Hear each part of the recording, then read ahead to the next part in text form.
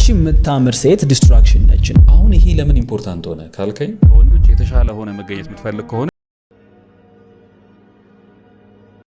ሶስተኛው ሎያልቲ ታማኝ መሆን አለበት። ብዙ ጊዜ ከዋር ጋር በተነሳ ከጦርነት ጋር በተነሳ የምታነሳቸው ነገሮች ብዙን የምታየው በመከዳዳት ችግር የሚፈጠረው አንዱን አሳልፎ በመስጠት ክርስቶስ እንኳን የሞተው እኮ ይሁዳ አሳልፎ ሰጥቶት ነው አይደለ? ወንድማማችነቱ መሃል ራሱ ለምሳሌ የወንድ ጓደኞችህ ጋር ባለህ ሪሌሽንሺፕ ራሱ አንዱ ኳሊቲ የሚያሰጥህ ነገር ሎያልቲ ነው። ለሚመራበት ህግ ሎያል መሆን አለበት፣ ታማኝ መሆን አለበት። አለዛ ህጉ አይሰራም። በቃ ኬዎስ ነው የሚሆነው።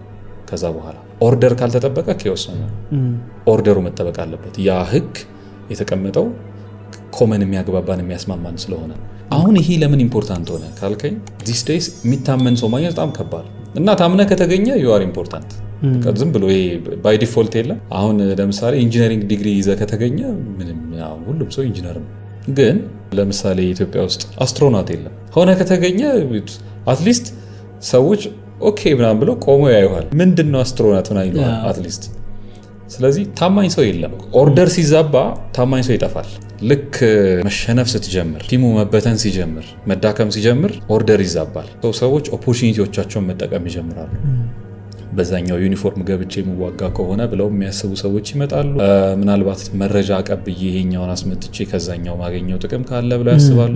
አብዛኛው ሰው ሎያል አይደለም፣ ታማኝ አይደለም። እነዛ ሰዎች መሃል ትንሽዬ እምነት ካሳየህ ሁሉም ሰው ይፈልጋል። ከምንም ደው ለሰው መታመንን ተው። ለሰው መታመንን በብዙ መንገድ ተሳይቶ ይችላል። ግን ለስራህ መታመን ለምትሰራው ስራ መታመን የትኛውም ስራ ታማኝ ከሆንክለት ሎያል ከሆንክለት ማደግ ይችላል ብዬ አስባለሁ። ምክንያቱም ሎያሊቲ ማለት ዲስትራክትድ አለመሆን ነው።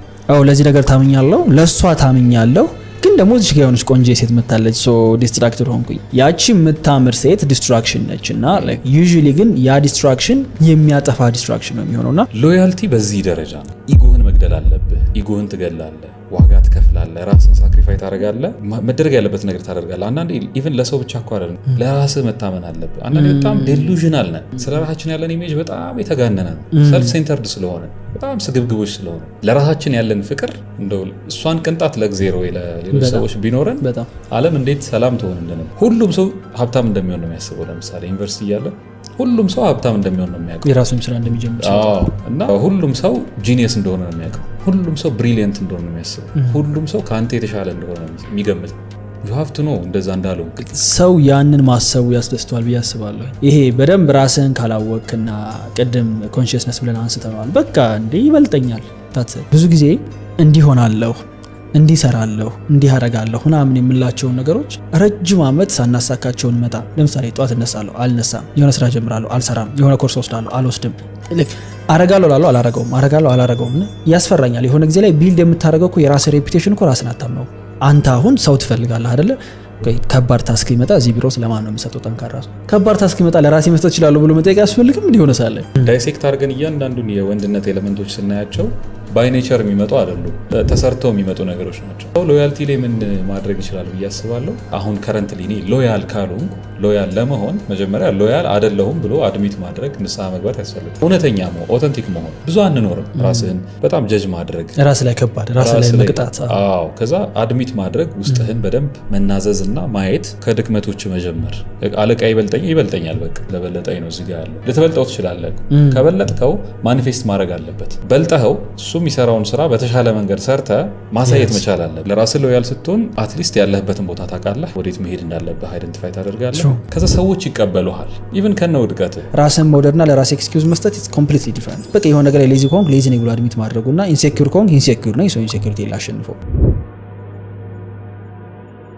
እንደ ወንድ ሊኖረው ከሚገቡት ካራክተሮች ወይም አንተ ውስጥ መኖር ካለባቸው ተብሎ ከሚጠሩት ካራክተሮች ውስጥ አንዱ ድፍረት መሆን አለበት። ወንድ ልጅ በህይወት ውስጥ ብዙ ፈተና፣ መከራ፣ ችግር ሊገጥመው ይችላል። አትሊስት ስትረግል ባይሆኑ እንኳ ራሳችሁን ኢምፕሩቭ ለማድረግ የምትጥሩ ሰዎች ስለሆናችሁ ሁሌም የተሻለ ነገር ላይ ለመድረስ የሆነ ነገር መሻገር ማለፍ ይኖርባችኋል። ፔን ሊኖር ይችላል፣ መከራ፣ ስቃይ፣ እንግልት ሊኖር ይችላል። እነዛ ነገሮች ውስጥ ህመሙን ታሞ በዛ ውስጥ ማለፍ መቻል ነው ወንድን ወንድ ከሚያስብሉት ጠንካራ ነገሮች ውስጥ አንዱ። ወንድ ልጅ ግዴታ እውቀት፣ ጥበብ ሊኖረው ይገባል። በየዕለቱ ራሱን አፕዴት ማድረግ መቻል አለብህ። ማንበብ አለብህ። በየዕለቱ ትናንት ከነበርክበት ማንነት አንድ ስቴፕ መሻገር አለብህ። ከዚህ ሁሉ በላይ ደግሞ ከፍ የሚያደርግህ እውቀት ሰልፍ ኖሌጅ የሚባለው ወይም ራስን ማወቅ የሚባለው ነው። ራሱን በትክክል አንደርስታንድ ያላደረገ ወንድ ሌሎችን መሸከም፣ ሌሎችን ማሻገር፣ ኃላፊነት መውሰድ እና በሌሎች ህይወት ውስጥ ኢምፖርታንት ሆኖ መገኘት አይችልም። ስለዚህ አንድ ነገር ማድረግ የምትፈልግ ከሆነ ወይም ከሰዎች የተሻለ ከወንዶች የተሻለ ሆነ መገኘት የምትፈልግ ከሆነ እንደ ወንድ ግዴታ የሚያስፈልግ ነገር እውቀት ነው። ግን ከነዚህ ሁሉ እውቀቶች በላይ ደግሞ የተሻለው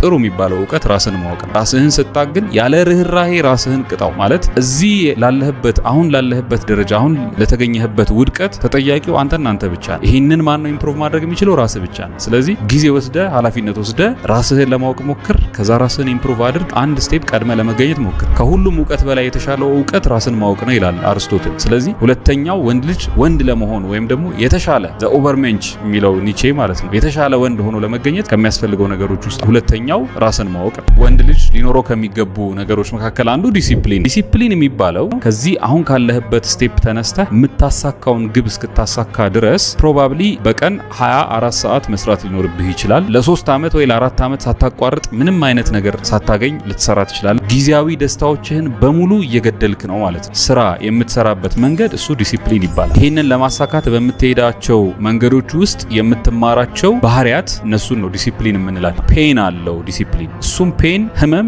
መቋቋም መቻል አለብህ። ራስህን ማወቅ አለብህ። ዝም ብለህ በኢጎ ተወጥረህ እዚህ ጋር ደርሳለሁ ብለህ የምትጋጋጥ ከሆነ በህይወት ዘመንህ ህልመኛ ትሆናለህ። ብዙ ነገር ማሳካት የምትፈልግ ድሪመር መሆን ትችላለህ። ግን ከሪያሊቲው ጋር ስለተፋታህ ማሳካት አትችልም። እነዚህን ሁለቱን ነገሮች አኳየር ያደረግክ ቀን ዲሲፕሊንህን ለመፍጠር ወይም እዚህ የምትፈልግበት ቦታ ላይ ለመድረስ የሚያስፈልገውን ዲሲፕሊን ለማምጣት የሚያስፈልገው ማቴሪያል በሙሉ ይኖርሃል ማለት ነው።